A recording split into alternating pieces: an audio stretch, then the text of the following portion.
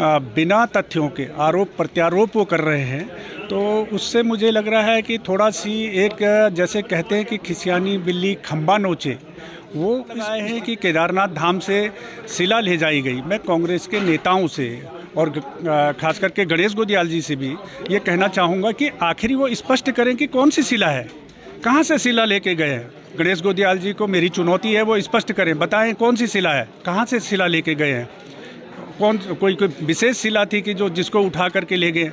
देखिए, गणेश गोदियाल जी के आरोपों का जवाब देने से पहले मैं ये कहना चाहूँगा थोड़ा गणेश गोदियाल जी के बारे में कि मैं पूर्व में उनको काफ़ी गंभीर राजनेता समझता था और काफ़ी विवेकशील व्यक्ति समझता था, लेकिन कुछ समय से मैं देख रहा हूँ कि जिस प्रकार से वो बयानबाजी कर रहे हैं, जिस प्रकार से बिना तथ्यों के आरोप प्रत्यारोप वो कर रहे हैं, तो उससे मुझे लग रहा है कि थोड़ा सी एक जैसे कहते हैं कि खिसियानी बिल्ली खंबा नोचे, वो इस स्थिति उनकी हुई है। तो उसके लिए उस के पीछे जो मुझे लगता है, क्योंकि वो लगातार विधानसभा चुनाव हार रहे हैं, आपको जानकारी है, उसके पश्चात तो लोकसभा चुनाव भी हारे हैं। तो निरंतर चुनाव हारने के बाद और उसके अलावा उनको कांग्रेस पार्टी ने जो प्रदेश अध्यक्ष थे जब, तो प्रदेश अध्यक्ष से भी उनको हटा दिया था। तो मुझे लगता है कि इन सारे कारणों से जो इस प्रकार से असफलता उनको लगातार प्राप्त हो रही है, उसके कारण से थोड़ा उनके मानसिक स्थिति भी नियंत्रण में नहीं है और वो झूठे आरोप लगाना, अनाप शनाप के आरोप लगाना, दुष्प्रचार करना, और उससे मुझे लगता है कि वो चर्चाओं में बने रहना चाहते हैं और अपने हाईकमान के सामने वो अपनी उपस्थिति दर्ज कराने की, उनके सामने ये महसूस कराने की कोशिश करते हैं कि वो राजनीति कर रहे हैं, चर्चाओं में हैं। इस प्रकार का मुझे उनकी मनोदशा लगती है। जहाँ तक उन्होंने आरोप लगाए हैं कि केदारनाथ धाम से शिला ले जाई गई, मैं कांग्रेस के नेताओं से और खास करके गणेश गोदियाल जी से भी ये कहना चाहूँगा कि आखिर वो स्पष्ट करें कि कौन सी शिला है, कहाँ से शिला लेके गए हैं। केवल आप आरोप प्रत्यारोप करने के लिए, केदारनाथ धाम की छवि को धूमिल करने के लिए इस प्रकार के आरोप प्रत्यारोप लगा रहे हैं, ये बेहद दुर्भाग्यपूर्ण है। गणेश गोदियाल जी को मेरी चुनौती है, वो स्पष्ट करें, बताएं कौन सी शिला है, कहाँ से शिला लेके गए हैं, कोई विशेष शिला थी कि जो जिसको उठा करके ले गए। और उन्होंने ये भी आरोप लगाया है कि मुख्यमंत्री जी ने बद्रीनाथ केदारनाथ मंदिर समिति पर दबाव बना करके शिला ज़बरदस्ती दिल्ली भिजवाई। तो इस प्रकार के बेबुनियाद आरोप शोभा नहीं देते हैं और उससे उनका मतलब जो राजनीतिक कद है उसके उनके विपरीत है, और उससे ऐसा लगता है जैसे कोई छुटभैया स्तर का राजनेता आरोप लगा रहा। केदारनाथ धाम में कौन सी शिला है, ऐसी कौन सी शिला, आज तक कांग्रेस के लोगों ने स्पष्ट नहीं किया कि कौन सी शिला है। केवल आरोप प्रत्यारोप करने के लिए एक दुष्प्रचार का जो अभियान कांग्रेस चलाती है, क्योंकि कांग्रेस का इतिहास रहा है कि उसने हमेशा झूठ बोला है। अभियान इस प्रकार से जनता को भ्रमित करने का उन्होंने प्रयास किया है, तो उसी अभियान के तहत में वो इस प्रकार की बातें कर रहे हैं। सोने को लेकर के भी केदारनाथ में जो सोना प्रकरण है उसको लेकर के भी हम लगातार सारे तथ्यों के सामने मीडिया के समक्ष हम रख चुके हैं, मीडिया के समक्ष माध्यम से हम जनता के समक्ष रख चुके हैं, लेकिन उसके बावजूद लगातार आप बोले जा रहे हैं। और मैं तो कांग्रेस के जो नेता हैं और गणेश गोदियाल जी से अभी आप देख रहे होंगे कि एक दो दिन से सोशल मीडिया में एक आरटीआई का दस्तावेज घूम रहे हैं, जिसमें कहा जा रहा है कि जो गणेश गोदियाल जी हैं, जब वो बद्रीनाथ केदारनाथ मंदिर समिति के अध्यक्ष थे, उस समय उन्होंने नियम कानूनों को ताक पर रख करके बिना किसी प्रक्रिया के उन्होंने करीब 70 कर्मचारियों को अस्थायी तौर पर वहाँ पर नियुक्त किया, अपने चहेतों को नियुक्त किया। इस प्रकार की आरटीआई एक सोशल मीडिया में चल रही है और उसके जो दस्तावेज हैं, जो सूचना के अधिकार जो के तहत जो प्राप्त दस्तावेज हैं, उनमें इस प्रकार से जानकारी प्राप्त हो रही है। तो मैं गणेश गोदियाल जी से कहना चाहूँगा कि वो दूसरे पर आरोप प्रत्यारोप लगाने से पहले, ईमानदारी का अपना डंका पीटने से पहले, वो जो सोशल मीडिया में जो आरटीआई में जो दस्तावेज प्राप्त हुए हैं कि उन्होंने नियम कानूनों को ताक पर रख करके अपने चहेतों को बद्रीनाथ केदारनाथ मंदिर समिति में इतनी भारी संख्या में इतने लोगों को वहाँ पर नियुक्त किया है, उसके बारे में स्पष्टीकरण दे, बताएं कि किस नियम और किस प्रक्रिया के तहत में उन्होंने ये नियुक्तियाँ की है। केदारनाथ विधानसभा के उपचुनाव में ये हमारा सौभाग्य है कि आज हमको यहाँ पर अलकनंदा और मंदाकिनी के संगम पर यहाँ पर आने का सौभाग्य मिला। मां गंगा को प्रणाम। कल हमारे प्रदेश के माननीय मुख्यमंत्री श्री धामी जी यहाँ केदारनाथ विधानसभा के उपचुनाव में प्रचार के तहत आए थे और ये मेरा सौभाग्य है कि उन्होंने अपने संबोधन में इस नाचीज का जिक्र किया और उन्होंने कहा कि गणेश गोदियाल वैसे तो हमारे मित्र हैं। ये सत्य है कि रिश्तों को तय करने का अधिकार बड़े लोगों को होता है।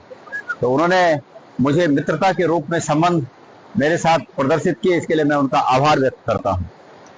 और माननीय मुख्यमंत्री जी ने केदारनाथ की इस पवित्र धरती में आकर जनता को झूठ बोलकर गुमराह करने का भी अपराध साथ साथ में किया। मैं समझता हूं कि सबसे बड़ी अदालत प्रभु की अदालत है। सबसे बड़ी अदालत में, उस परमात्मा की अदालत में आत्मा की गवाही बहुत महत्वपूर्ण होती है।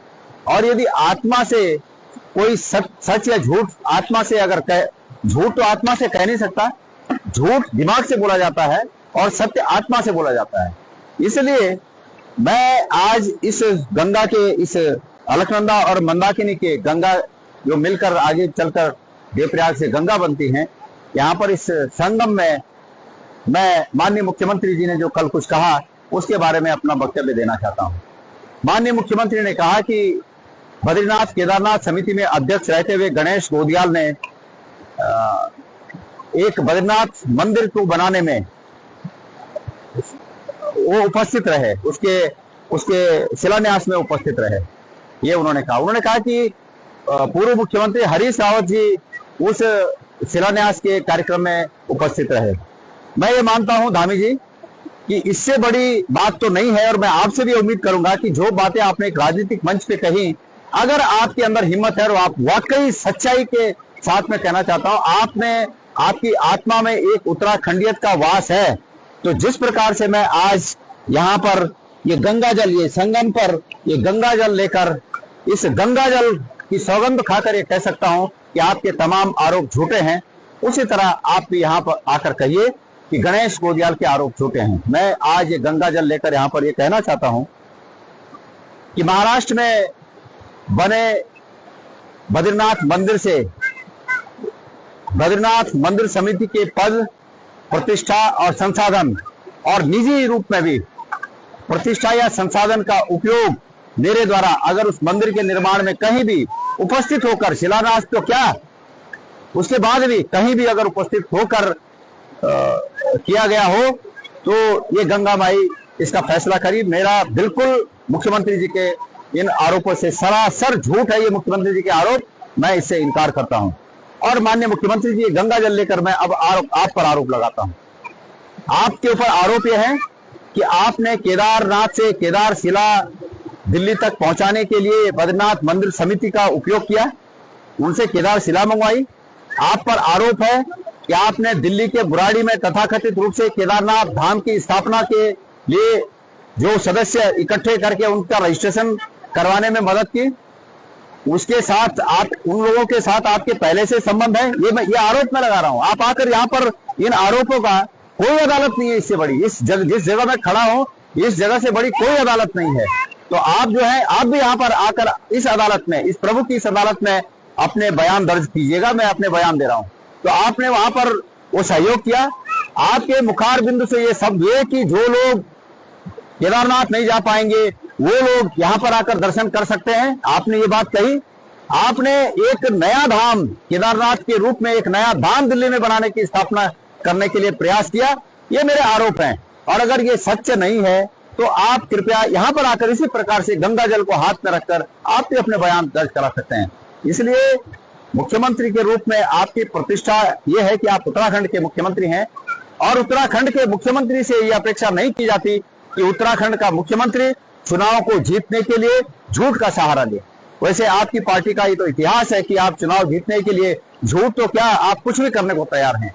जहां तक पूर्व मुख्यमंत्री हरीश रावत जी का प्रश्न है, मेरी पुख्ता जानकारी है कि हरीश रावत जी भी शिलान्यास के उस कार्यक्रम में नहीं गए थे। हाँ, उस बद्रीनाथ मंदिर में जिसके आप जिक्र कर रहे हैं, किसी कार्यक्रम में बाद में हमारे उस कार्यक्रम हमारे प्रवासी लोग हैं, वहां के जो मैनेजर वगैरह जो समिति के लोग हैं, उन्होंने हरीश रावत जी को एक कार्यक्रम में बुलाया था और बाद में उस कार्यक्रम में हो गए थे, लेकिन कहीं कोई सरकारी संसाधन या सरकारी मदद उनको इस काम के लिए हरीश रावत जी ने भी नहीं की, ऐसा मेरी पुख्ता जानकारी है। बहरहाल ये बात अलग है कि आप केदारनाथ विधानसभा के उपचुनाव में झूठ का सहारा लेकर आप इस चुनाव को फतेह करना चाहते हैं। मैं आपसे निवेदन करता हूं कि अगली बार जब आप केदारनाथ आए, मैंने सुना कि कल आप फिर केदारनाथ आने वाले हैं, तो कृपया केदारनाथ आने से पहले संगम पर आकर प्रभु की इस अदालत में इस गवाही को दें कि केदारनाथ धाम दिल्ली जो आपने बनवाने में मदद की, उसमें क्या आपका रोल था, उसको इस पर यहां पर आकर आप जरूर कहिएगा। मैंने इतनी बार कह दिया, लेकिन राजनीतिक मंचों से आपने उस बात पर कहने के बजाय आरोपों को लगाना ज्यादा उचित समझा। कृपया इस संगम पर आकर यह भी कहिए कि केदारनाथ में जो चढ़ा हुआ सोना था वो पीतल कैसे बना, वो कैसे पीतल हो गया। आप ये भी कह सकते हैं कि वो सोना आया ही नहीं था, वो पीतल या तांबा ही आया था, ये भी आप कह सकते हैं। तो कृपया आप आइए और इन बातों का यहाँ पर प्रभु के इस सबसे बड़े अदालत में इन बातों पर अपनी गवाही दर्ज कराइएगा। मैं उम्मीद करता हूं कि जरूर आप इस पर रेस्पॉन्स करेंगे। बाकी मेरा नाम लेने के लिए, क्योंकि आप भाई मुख्यमंत्री हैं और आपने मेरा नाम लिया, तो मेरे लिए तो ये बड़ी बात है। आपका बहुत बहुत धन्यवाद। जय हो गंगा।